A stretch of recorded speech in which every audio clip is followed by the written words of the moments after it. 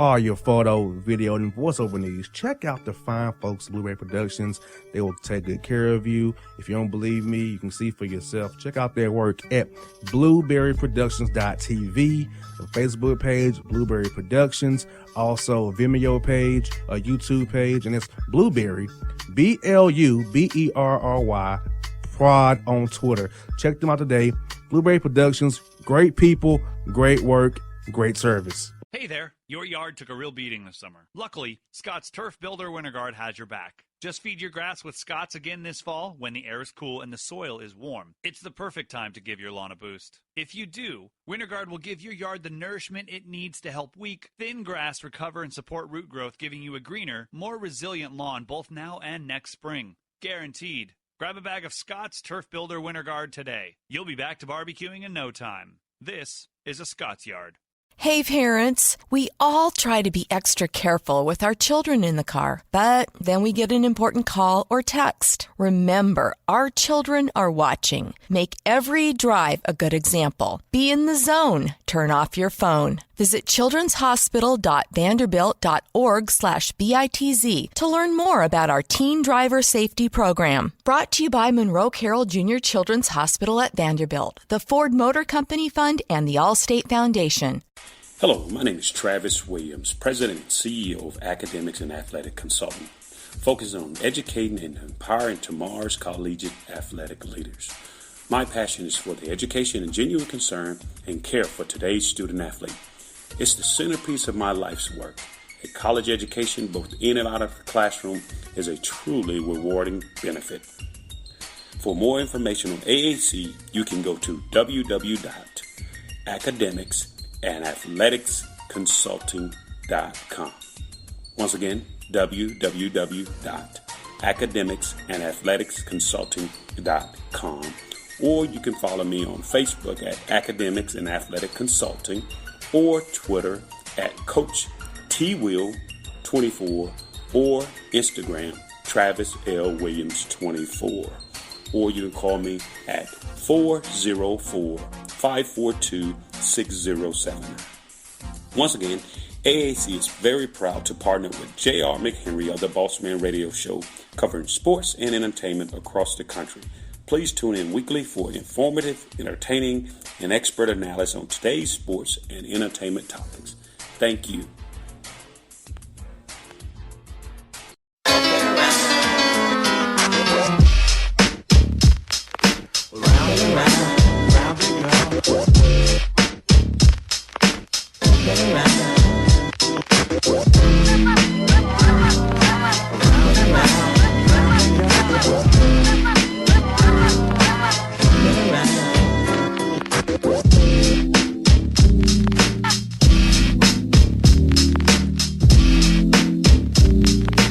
Alright, folks, back on the Bossman Show, Boss and Bone segment, first of the year. Check out all Boss and Bone segments, bossmanshow.com, new website. Get the podcast, videos, the blog, everything you want, Instagram, Twitter, it's all there for you. Bossmanshow.com. Check out today. Email the show, info@bossmanshow.com, info@bossmanshow.com. Email me, Bone, get some hit us up. Bone, man, what's good up there in Jersey, my good brother? Man, just trying to fight this crazy weather up here. One day it's 50, another day it's 20. You know, just trying to fight through it all. I'm good otherwise, brother. I hear that, man. With brother Todd Bowles ain't good. We kind of called it last week on the show. He was going to be out, and no sooner than the season ended as the Patriots, he was out. So who are you hearing are the Jets' options that Miles McCaggan's going to bring in now after firing Todd Bowles after 4 years of service up there with the New York Jets? Yeah, I mean, McCagnon and Bowles are boys. They're both Jersey boys, and it was a quick exit. I had thought maybe they wait for the Monday, that's the day where almost all coaches get canned is on Monday. But they didn't wait much longer after that the L to Patriots. I'm sure McCagnon probably decided on the plane right back home to Jersey. It was quick, man, and the usual names are out there. I mean, I know people wanted to take a look at a Lincoln Riley type, but OU was smart and they locked him up real fast in an extension. So he's probably out. people are saying Mike McCarthy is probably maybe one of the top names on their wish list, but I'm not sure McCarthy will even think about coming here. I think most coaches have their eyes set on the Browns because of the long-term viewpoint of the Browns roster. So it's going to be tough for the Jets to get someone in here, I think, because, one, it's the Jets, and they have history of being the Jets. And two, now the roster is not very good, although they have all that money locked away in cap space, and they have another high draft choice. So it is kind of attractive. But you gotta know, if you're a Mike McCarthy type and you already have a Super Bowl ring and you have a pretty darn good resume of your own, do you want to go to a rebuild where you're not sure if McCagnon can stock the coverage well? Yeah, and that's the problem. The Jets draft high every year pretty much, and they still have no players. Yeah, the Jets draft high on defense every year too. It's crazy how I saw the stat where I think the last 6-7 years of their first round picks have all been on defense. So McCarthy comes in. If McCarthy comes in, he's an offensive kind of guy. Now he already has Sam Darnold, which is great, but really there aren't many great receivers or running backs around him.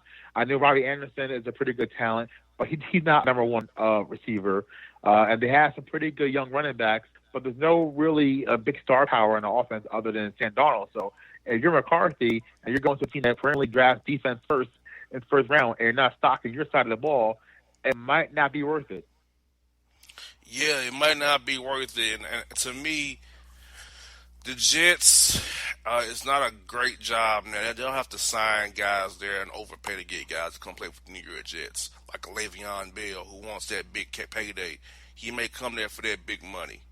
I don't think the Colts need him. I think Marlon Mack and Hines at the Indianapolis Colts have kind of made need for Le'Veon Bell be irrelevant now, and that's one of his options are now gone.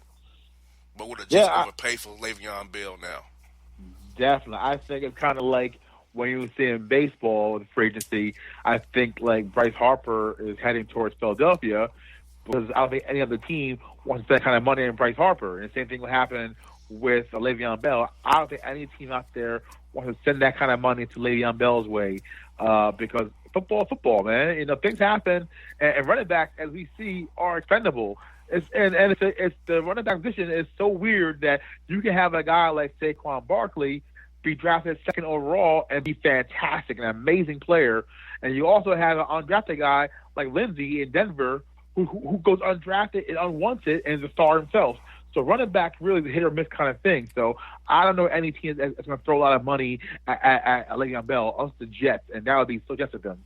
Very much so Jets of them. And Eli Manning met with Dave Gettleman, and Gettleman pretty much was non-committal. Eli was non-committal in his comments, and Eli's pretty much a placeholder.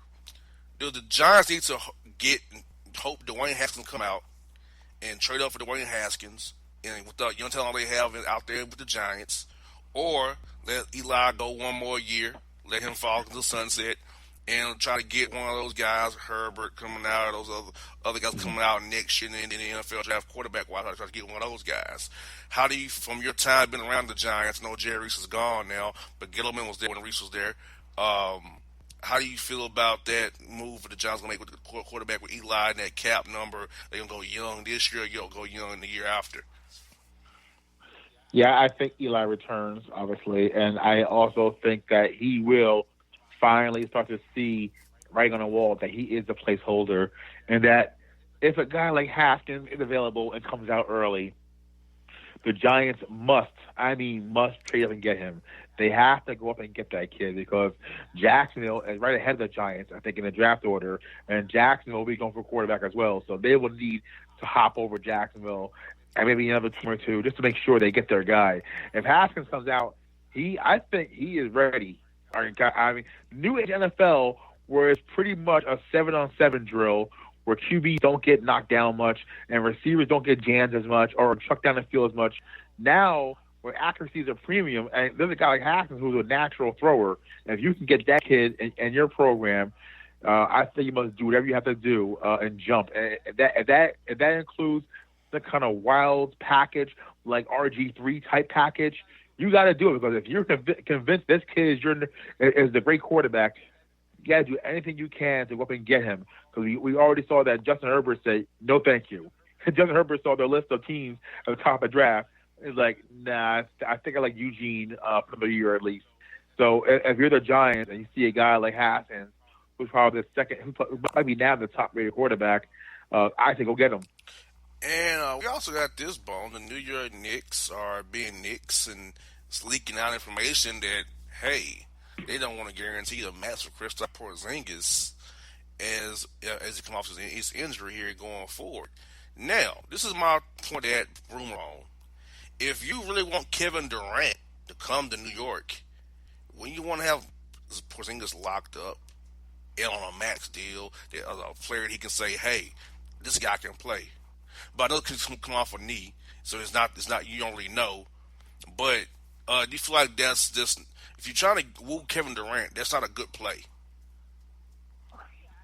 Yeah, I think that, one, it is a disrespect in a way to Kristaps, because Kristaps has fully embraced being a New Yorker.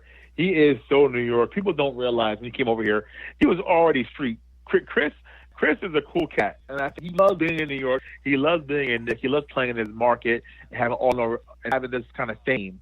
So it is in that regard a little bit of disrespect to him. But from a business standpoint, you got to think that Knicks know that they're going to lock him up long term anyway. But if they can find a way to squeeze out a little bit of money in savings, I think I heard roughly $10 million in savings this way, then they can add it. Because I really don't think.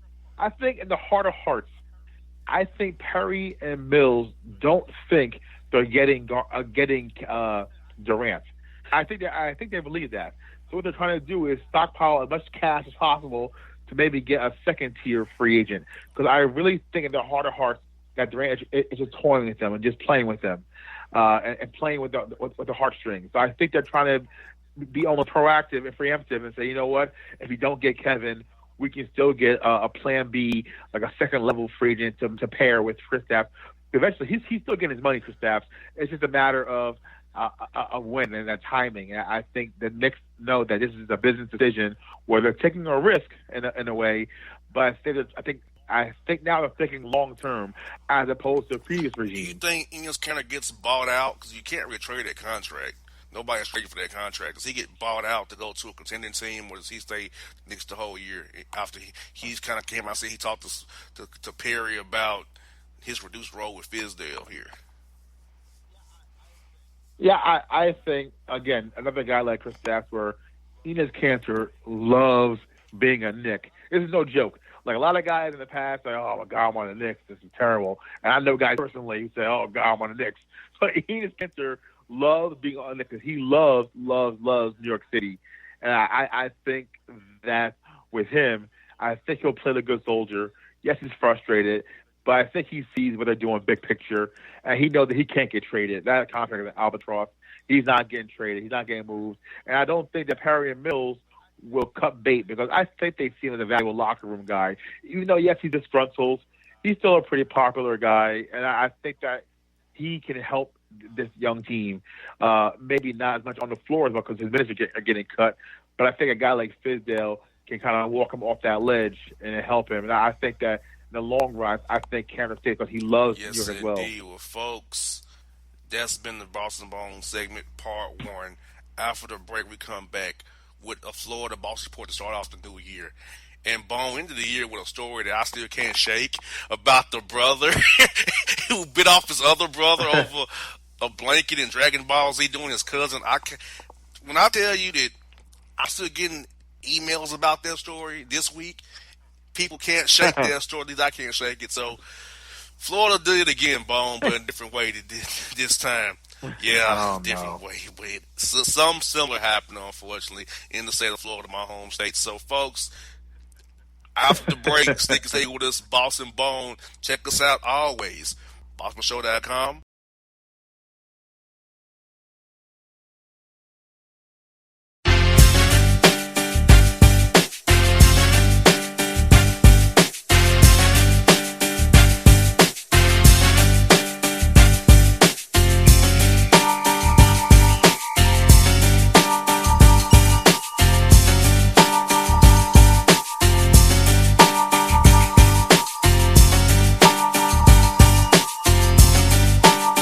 hip-hop fans, I got a great album for you. The debut album from Family Grind ENT, True Speech and 313 Fresh. We're going to give you 2 discs, 33 songs of pure, genuine hip-hop. Albums available on iTunes, Amazon, Google Play, illstreetrex.com, and streaming live right now on Rhapsody, Beats Music, Spotify, Xbox Music, Slacker Radio, and SoundCloud. Check them out today. True Speech and 313 Fresh. Family Grind ENT. Believe in it. Get it. A gorgeous tan from Suntan City gives you an inner glow that relights the fire when you run into your first crush. Vicky, who was that? An old boyfriend. Lucky you just tanned at Suntan City. Lucky he's single. We're doing lunch tomorrow. Won't be single for long then. During Tour of the City, try all 5 tans, including spray tan, for just $4.99. Restrictions may apply. Click to buy now. When you're a teen, you finally get to make some of your own decisions. Who are you going to hang out with? What do you want to be? Are you going to glance at that text while driving? Remember, a split second is all it takes for something tragic to happen. Be in the zone. Turn off your phone.